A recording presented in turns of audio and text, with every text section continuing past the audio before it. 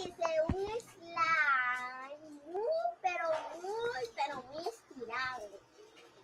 ¿Entienden? Entonces ustedes me tienen que hacer. Entonces, yo hice ese slime, pero no lo quise grabar porque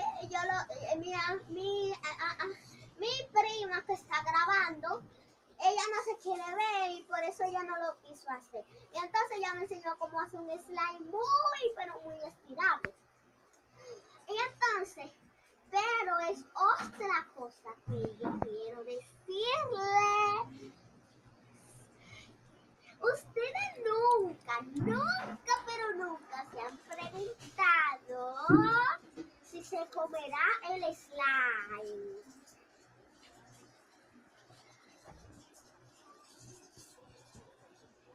Ya. Aquí vamos. Vamos a comer una parte de mi slime y otra parte la vamos a dejar. Ustedes la ven aquí, ok. La verdad. Aquí. Así que me la va a agarrar mi prima. Me la voy a comer. Primero de me quitar un trocito que tiene. Y al final le voy a decir lo que ustedes no se lo esperaban.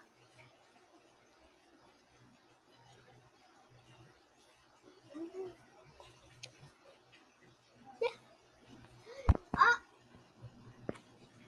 perdonen por eso, es que ella creía que teníamos que poner.